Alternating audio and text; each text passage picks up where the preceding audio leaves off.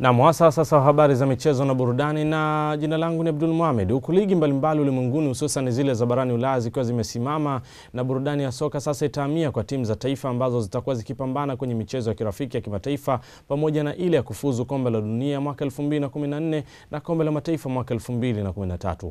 Huko nchini Brazil kwenye uwanja wa Morumbi, wenyeji wa kombe la mataifa ya Afrika mwakani, Bafana Bafana watakuwa wageni wa mabingwa mara 5 wa kombe la dunia The Samba Boys katika mchezo wa kirafiki wa kimataifa. Timu hizi zinakutana kwa mara ya kwanza tangu mwaka 2010 zilipokutana kwenye kombe la mabara, ambapo Brazil walishinda kwa bao 1-0. Hata hivyo, kocha Bafana Bafana mzulu mweupe Goldon Igsand amegoma kumtaja nahodha wake hadi dakika chache kabla ya pambano hilo, kufuatia kukosekana kwa nahodha wa kawaida Steven Pina ambaye amelazimika kuacha kutokana na majeruhi.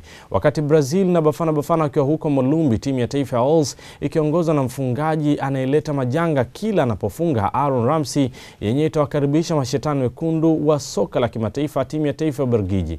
Mchezo huo wa kufuzu kwa kombe la dunia kwa kanda ya Ulaya utakuwa kuvutia, hasa ukizingatiwa ukweli kuwa timu zote zitakuwa na wachezaji toka ligi ya England, na huko Amerika Kusini kutakuwa na vita ya Edson Cavani na Radamel Falcao, wakati timu za taifa za Uruguay na Colombia zitakapopambana kwenye mechi ya kufuzu kombe la dunia kwa kanda ya Amerika Kusini. Na kiungo wa kimataifa wa Mali anayecheza katika klabu ya Queen's Park Rangers Samba Diakite amepewa ruhusa ya kurudi nyumbani kwao Mali kwa muda wa siku 10 baada ya kukumbwa na msongo wa mawazo.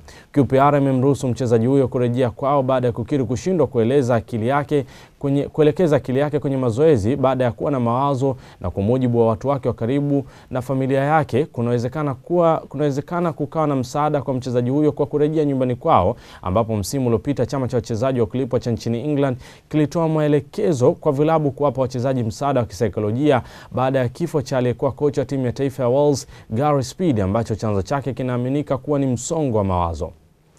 Na kwenye tennis, michuano ya US Open imeingia kwenye hatua ya nusu finali baada ya mechi za robo finali ambazo zimepigwa hapo jana.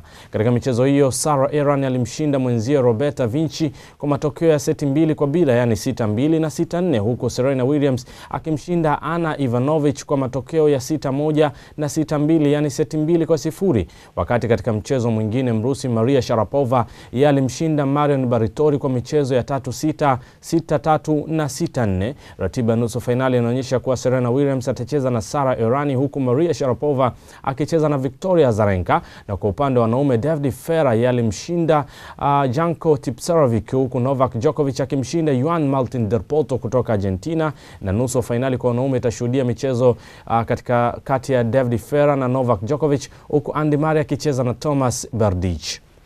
Na mwisho wa habari za michezo na burudani kutoka Clouds TV. Muda mfupi ujao Bi Jacqueline Kombe atarejea hapa kwa ajili ya kuhitimisha Clouds TV habari. Weekend njema.